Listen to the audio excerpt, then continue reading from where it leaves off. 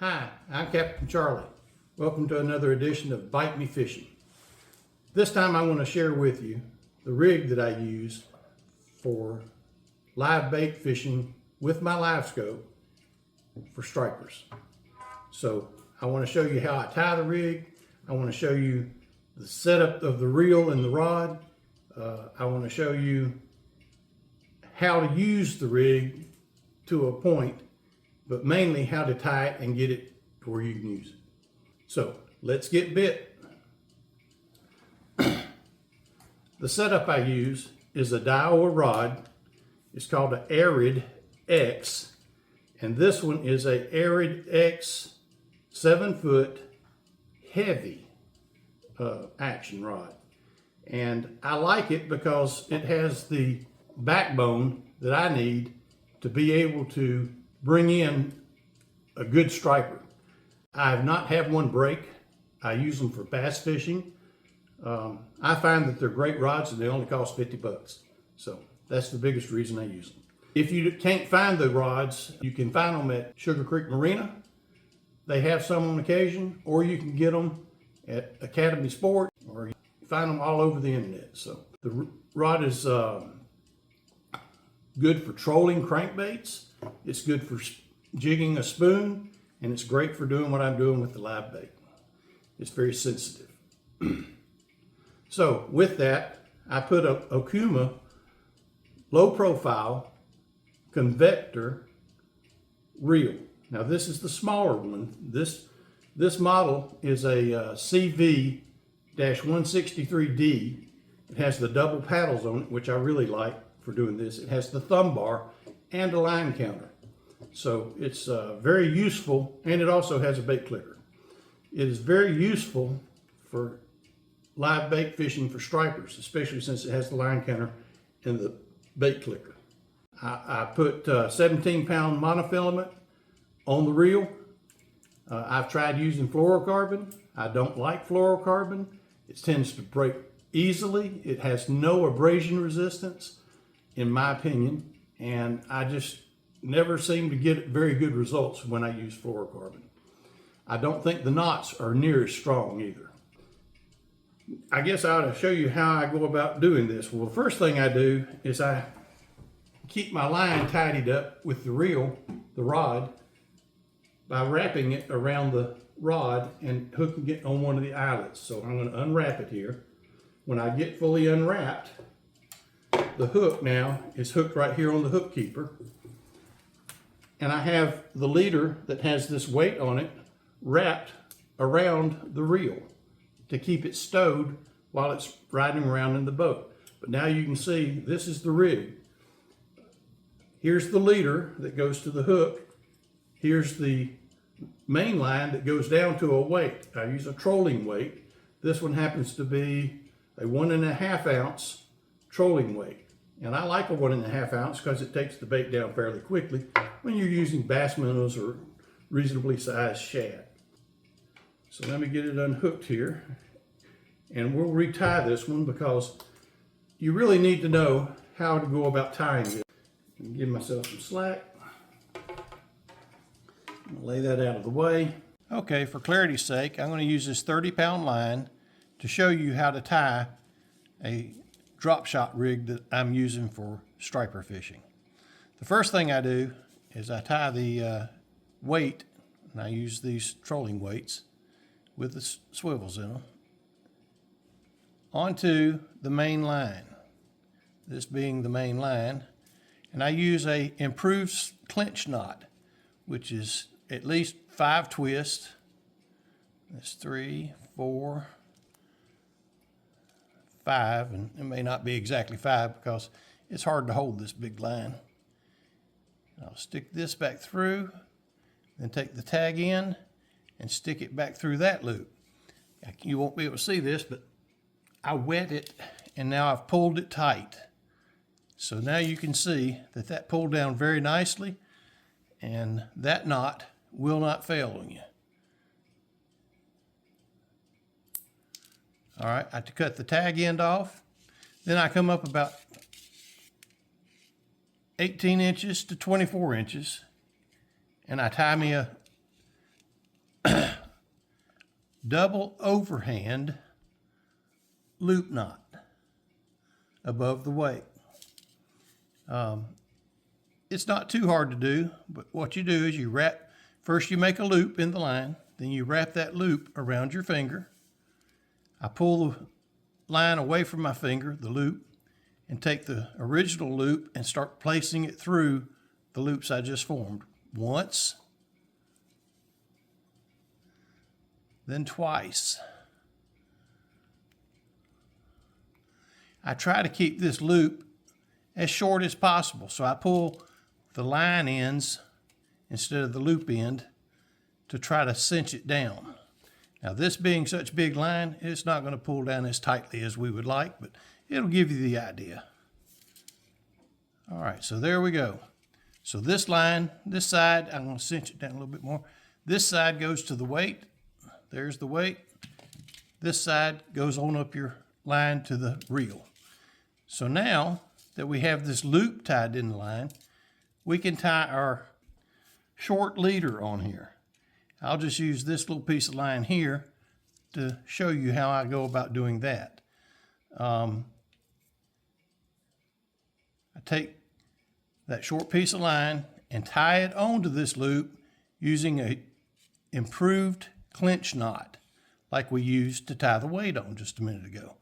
So again, you're going to go once, twice, 3 times, 4 times, 5 times around, at least. Then you want to go back through the loop that you created by doing that. It's hard for me to see it, even with it being up here on the camera like it is. And then you take this tag end, if I can get it to stay still, and run it back through that loop that you created by doing that.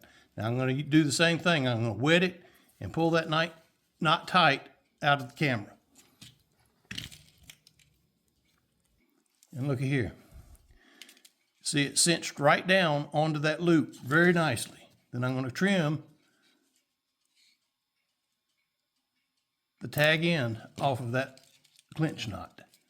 So now what we have is our line going to our weight, and then our short leader coming over here that we're going to tie our hook onto.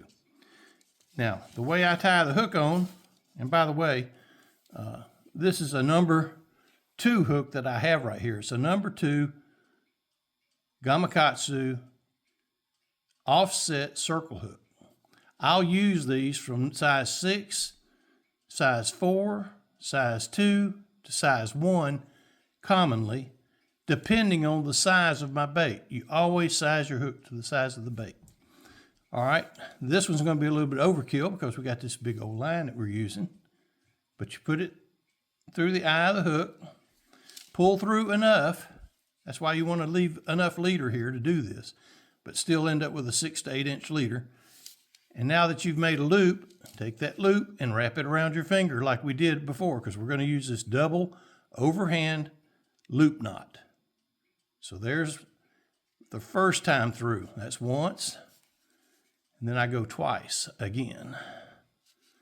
You don't want to do 3. It makes too much of a mess. Then I try to keep that loop small like we did the other one, and I'll pull the tag line and the leader to try to cinch that knot up without it making that loop very big. The smaller the loop, better it is. You don't want it to where this hook can go back through the loop if it flips backwards. Anyway, I'm not going to try to pull that as tight as I would just because this is heavy line and this line is not very flexible. All right, so now I've got a tag end that again I need to trim. So I'm going to trim that. Now I've got this rig tied. That's all you have to do to tie this rig. So that is the drop shot rig, as I call it, striper drop shot rig that I use for striper fishing. I'll put the minnow over here, and that minnow can swim around, but keep in mind, notice how this does not drop below the center here. You do not want this to be able to drop down to here or it'll get snagged and wrapped up on your leader. I mean on your weight. I know that from experience.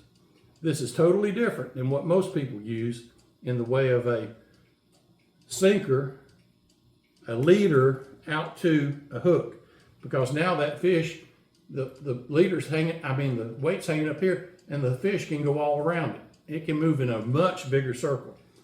I have found this to be much more effective, especially fishing deep water fish, and especially when they're on the bottom, because if you set that weight on the bottom, the fish will come up off the bottom to get this minnow. It's awesome to watch it. To put it back on and be ready for travel or storage or just to move from one spot to the other if you feel froggy, you can hook this hook back on the hook keeper. On most rods have one, but these arid rods have one. Tighten the line. Take this leader that you made and just wrap it around your reel. And it can hang right there. It's not going to go anywhere right here. But then I'll just pull my line out, the main line, and wrap it around and bring it closer and closer to the rod. All the line now is tight to the rod. So if I had another rod that was right there next to it, it's not going to get all snagged with it. This works great, guys. This is the best rig that I've found so far for doing this type of fishing. There are times when I'm getting bit on the weight. You can see them do it sometimes. Quite often, I will take and put a treble hook with a split ring on this lower swivel. Now, I will caution you if you do that. It works. You can catch fish on it, especially when they're being like that, and some reason sometimes they just fixate on this stupid weight. But beware. When you catch a fish and he does hit the minnow and you have a hook on the bottom of this weight, when you bring that fish out of the water and into your boat, you now have a bullet with a big old treble hook looking for a place to stick. And you can do it, it can be done, but you got to be careful. If you're not careful, it'll be in something you didn't want it stuck into. And it does work that way. The other thing I've done recently is I've been taking a fluke, and I want to try, I haven't tried this yet, I'm going to put it on a hover rig and I've tried it first on a jig head. The problem is the circle hook, you don't yank to set a circle hook. You let pressure set the circle hook. So as the fish is swimming around with you, you either just raise your rod or you start cranking the reel. That makes the line slide, and it usually catches them in the corner of the mouth or the roof of the mouth. And when I say mouth, I'm talking about out here on the lips. If you yank a circle hook, you can yank it right out of their mouth. So if you're using a jig and you yank it to try to set the hook for the jig and he's really on the circle hook, you might lose a fish. I used this setup with the drop shot rig for striper fishing with live bait. I'm going to demonstrate in another video how to go about doing all that. So this video, I just wanted to show you how I go about tying it, because you'll see me using this quite a lot. It far outperforms the normal live bait rig, which is the weight with a leader attached to the bottom of it. It's easy to tie. It doesn't require any extra tackle. Some people might want to put a swivel right here where I tied that loop knot. I've tried that. I will tell you, that's another thing for them fish to focus on. You don't want them focusing on that. You want them focusing on your minnow. So until next time, this is Captain Charlie saying, go get bit.